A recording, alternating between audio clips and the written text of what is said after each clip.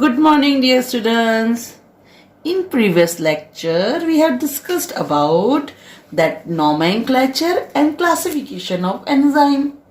Nomenclature समझ में है ना, जिसमें उसका नाम कैसे दिया जाता है. That is nomenclature, and we classify all enzymes into 6 class, right?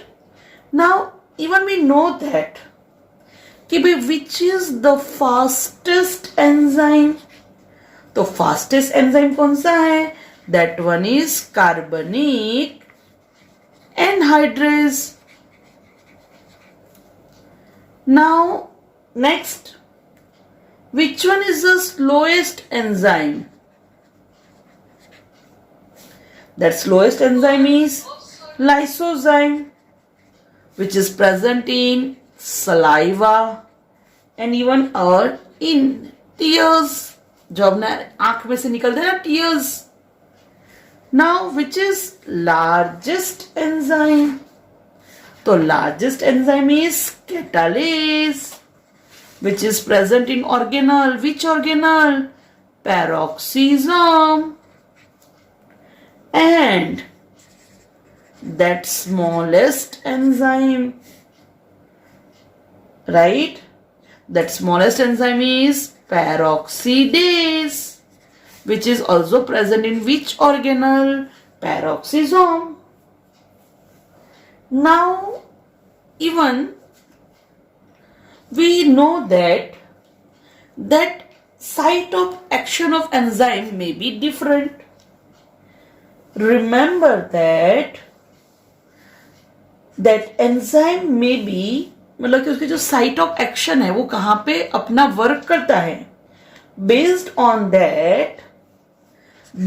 On the site of action, the enzymes may be classified into two. Either it may be endogenous or intracellular enzyme, or it may be exogenous or extracellular enzyme. According to its name, endogenous. Endo means अंदर. Same way, intra मतलब अंदर, मतलब कि जो enzyme function करता है inside the cell, it is known as a endogenous, and which is works outside of the cell,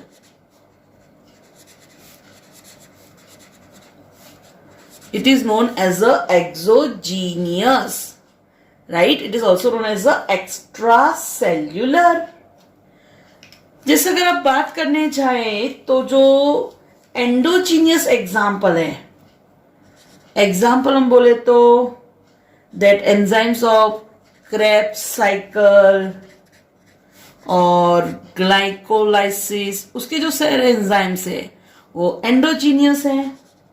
और जैसे ट्रिप्सिन है, राइट, जो डाइजेस्टिव के काफी एंजाइम्स है वो है एक्सोजीनियस. ये थोड़ी एडिशनल इंफॉर्मेशन है. नाउ सेकंड थिंग याद रखना कि जो भी एंजाइम इनएक्टिव एंजाइम है, इनएक्टिव एंजाइम को बोलते हैं प्रो एंजाइम, या फिर उसी को बोलते हैं जाइमोजन. क्या बोलते हैं उसको? Zymogen, right? Okay. Now next एक एडिशनल डेफिनेशन है कि भाई किसको आइसो एंजाइम बोलते हैं. What is iso enzyme? तो isoenzyme, it is multiple molecular form of enzyme occurring in the same organism, and it is having a similar substrate activity. अरे यार आइसो मीन सेम, एंजाइम जैसा, जैसे सीता की बहन गीता, नीता, रीटा, टा टा टा, सीता, गीता, रीता, राइट। तो सेम वे कोई एक एंजाइम उसके ये हो जाएंगे मल्टीपल फॉर्म, राइट। जैसे कि एग्जांपल दिया है कि भाई जो लैक्टिक एसिड डिहाइड्रोजिनेस एंजाइम है, तो उसके कितने टाइप्स है? 5 आइसो एंजाइम। जैसे अल्कोहल डिहाइड्रोजिनेस, तो उसके कितने आइसो एंजाइम्स है? 4 आइसो एंजाइम। ठीक है, 4 याद रखना। Iso means similar enzyme. Got it? Okay, चलो now let's move towards today's topic, cofactor.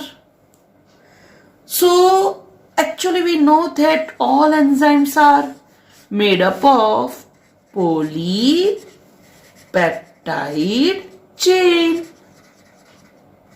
That is, enzymes are made up of protein.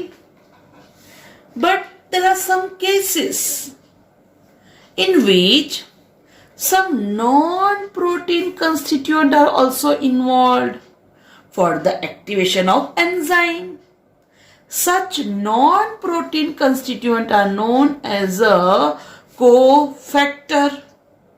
And when this constituent bind with the enzyme, they make the enzyme active, catalytically active. That means that enzymes becomes active only and only when that cofactor unites with enzyme.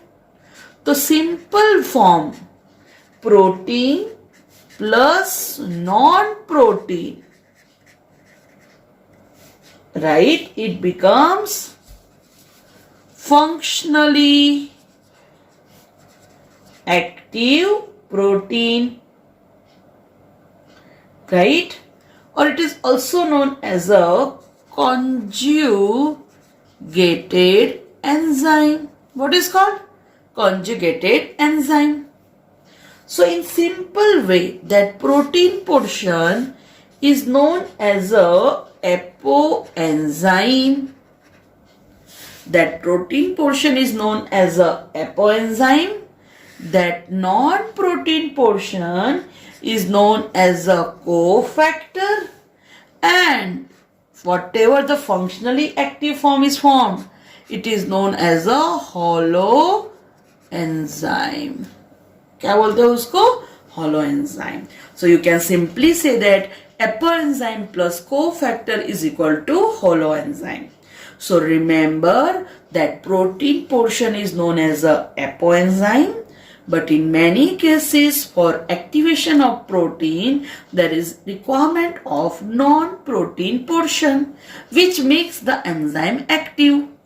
In such case the non-protein portion or non-protein part is known as a cofactor, and finally the active enzyme is known as a holoenzyme. Clear? Now second thing, that cofactor, again it may be of two types. Either it may be organic non-protein or it may be inorganic. और जब भी inorganic होगा that means it is known as a उसमें क्या होगा? Metallic ions होंगे जो which act as a activator. That metallic ion act as a activator. So the organic non-protein part may be of two types, but it is based on how it is attached with apoenzyme. If the non-protein part, it is loosely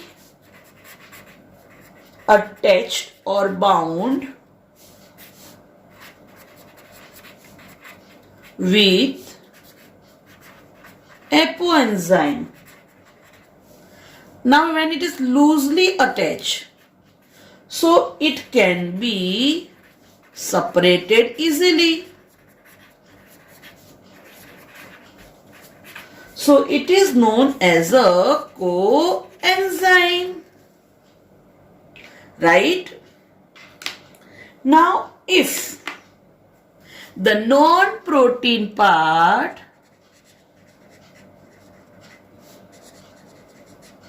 is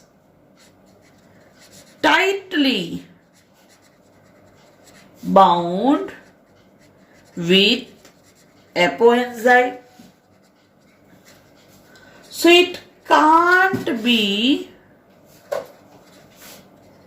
separated easily. So it is known as a prosthetic group. Clear? So please एकदम perfectly समझ लो कि enzyme is made up of protein, but for activation of protein, that non-protein part is required. Whenever that non-protein part unites with protein, that enzymes becomes activated. So in such cases, that protein part is known as a apoenzyme, non-protein part is known as a cofactor, and our active enzyme is known as a holoenzyme. Now the cofactor may be of two types. Either it may be organic non-protein or it may be inorganic. Inorganic, that is metallic ion, which act as a activator. And that when non-protonic part or non-protein, when it is loosely attached with apoenzyme, that is known as a coenzyme. And if it is tightly bound, then it is known as a prosthetic group. ये आपकी theory की एकदम पक्की summary है, बस इतना आ जाए तो कहानी खत्म हो जाए. ठीक है, बट इतना आना जरूरी है. बस ये समझ लो, बस बाकी सब तो आ गया, बाकी सब तो एकदम इजी है. ठीक है, चलो तो हो गया. Protein portion of enzyme is called as a apoenzyme. मैंने तो आपको एकदम सिंपली बोल दिया कि भाई apoenzyme plus cofactor is equal to hollow enzyme. क्या बोलते हैं उसको? Hollow enzyme. Is it clear? Okay, now next move ahead. So this is basic, right? What is apoenzyme, what is cofactor, what is prosthetic group, right? So you can now easily understand what is cofactor, what is prosthetic group, what is cofactor, coenzyme, right? And cofactors, two type, as I have discussed earlier, right? Organic non-protein और दूसरा inorganic metal ions, right? और organic non-protein, उसकी हम आगे बात करें तो if it is loosely attached, then it is known as a coenzyme, and if it is tightly bound, then known as a prosthetic group, right? And second thing, ध्यान क्या रखोगे कि that protein part is apoenzyme, non-protein part is cofactor, right? And your active enzyme is holoenzyme. It is also known as a conjugated enzyme. Clear? Okay. चलो next आगे चलते हैं.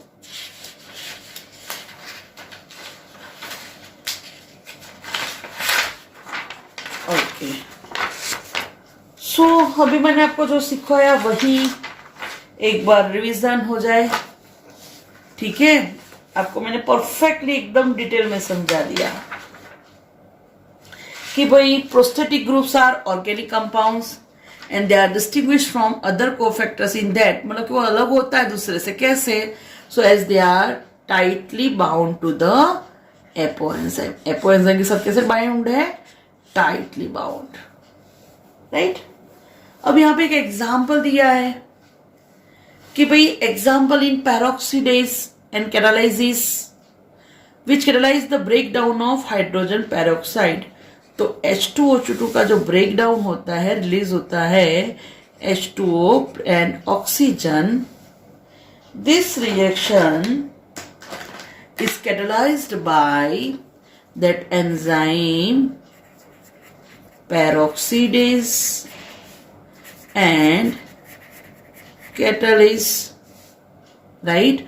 और बोला है कि भाई ये जो एंजाइम है उसकी एक्टिविटी के लिए क्या चाहिए? हीम। तो ये जो हीम नॉन प्रोटीन पार्ट है उसको बोलेंगे प्रोस्थेटिक ग्रुप। मतलब कि ये एंजाइम की एक्टिवेशन के लिए हीम चाहिए चाहिए चाहिए, तभी ये एक्टिवेट होगा, तभी हाइड्रोजन पेरोक्साइड का कन्वर्जन होगा, राइट। तो याद रखना H2O2 clear and converted into H2O plus O2, and that enzyme responsible is that enzyme is peroxidase or catalase, ठीक है। Okay, now next, that coenzymes are also organic compound but their association with the apoenzyme is only transient, मतलब they occurring during the course of time, right. मतलब जब भी जरूरत है तभी वो थोड़े टाइम के लिए बाउंड होंगे, फिर वो बाउंड नहीं रहेंगे, राइट। ट्रांजिएंट वाला कि थोड़े टाइम के लिए, clear? Okay, so coenzymes serve as a cofactor in a number of different enzyme catalysed reaction. वो कोफैक्टर यूज होता है, एज ए वर्क करता है। The essential chemical components of many coenzyme are, अच्छा मोस्ट इंपॉर्टेंट, नीट में 100% कि भाई जो कोएंजाइम है उसका वो क्या है? विटामिन है। उसके कंपोनेंट कौन है? Main vitamin. जैसे दिया है coenzyme NAD, nicotinamide adenine dinucleotide, या फिर NADP, nicotinamide adenine dinucleotide phosphate. NAD और NADP की बात करें तो उसके एक्टिवेशन के लिए यहाँ पे दिया है vitamin niacin which is known as a B3, right. चलो दूसरा एग्जांपल दिया है FAD, फुल फॉर्म याद रखियो, flavin, A for adenine, D for dinucleotide. तो उसके लिए है रिस्पॉन्सिबल रिबोफ्लेविन, राइट। मतलब उसको कौन एक्टिवेट करता है? वो क्या है? Vitamin riboflavin, that is B2। Same FMN, that is flavin mono N for nucleotide. उसके लिए भी उसी के लिए कौन चाहिए? Riboflavin, right. चलो नेक्स्ट, ये एडिशनल है, TPP, थियामीन पायरोफॉस्फेट। उसके लिए vitamin thiamine, that is B1। Coenzyme A,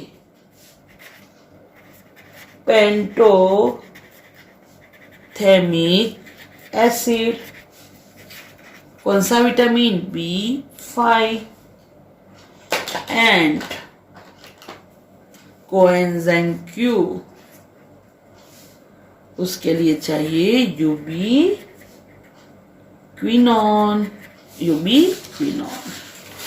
clear? ये एडिशनल है कि भाई मैनी कोएंजाइम्स आर विटामिन्स, इसलिए मैंने आपको बताया कि भाई कौन कौन से कोएंजाइम्स विटामिन है। जैसे NAD तो उसमें कौन सा विटामिन है? नायासिन। FAD FMN में रिबोफ्लेविन, TPV में थायामाइन, कोएंजाइम Q में पेंटोथेमिक एसिड एंड कोएंजाइम Q उसमें यूबिक्विनोन। Is it clear? Okay, now next third. देखो क्या हुआ, पहले खत्म हो गया। पहले क्या खत्म किया आपने? देखो तो खत्म किया प्रोस्थेटिक ग्रुप, हाइड्रोजन पेरोक्साइड वाला एंजाइम, राइट। फिर ये आपको क्या दिखाया हमने? Coenzymes, right. सो अभी बोला कि भाई मैनी कोएंजाइम्स आर विटामिन, ये 100% याद रखना, many coenzymes are vitamin. Second भी खत्म हो गया। अब बचा क्या? अब बचा वो third, inorganic metallic ions which act as a activator, right? So number of enzymes required metal ions for their activity which form coordination bond, उसमें एक bond बनता है, right, with side chains at the active site, at the same time form one or more coordinated bond with the substrate can be done, right? मतलब कि enzyme तो substrate के साथ unite होता है, बट साथ में बहुत सारे मेटल आयंस भी यूनाइट हो सकते हैं। क्यों? For the activation of enzyme, right. Okay, तो ध्यान रखना कि ये जो कोऑर्डिनेटिंग बॉन्ड बनाते हैं और एंजाइम के साथ सबस्ट्रेट के साथ मेटल आयन भी यूनाइट होते हैं। क्यों? क्योंकि एंजाइम सबस्ट्रेट में कन्वर्ट करेगा प्रोडक्ट में, but for activation of some enzymes that metal ion is required. जैसे यहाँ पे एग्जाम्पल दिया है कि भाई चलो कार्बोनिक एनहाइड्रेस,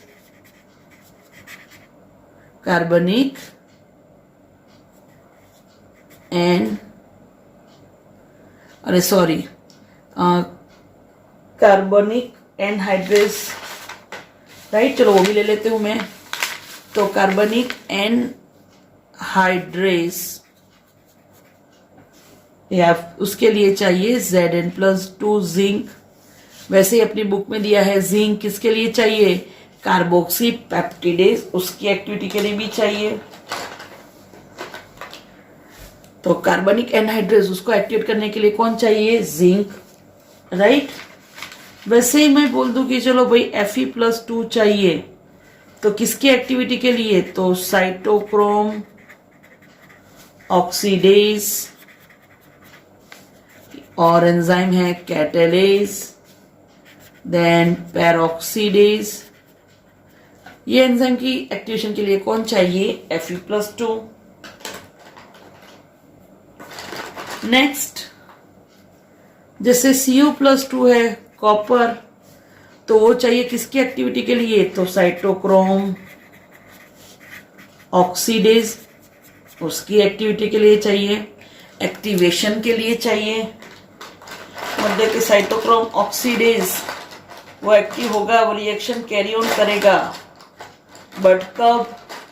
तो जब उसके साथ या फिर उसको एक्टिवेट करेगा कौन? कॉपर, ठीक है। सेम जिंक का बोल दिया, कार्बनिक एनहाइड्रेस और कार्बोक्सी पेप्टिडेज।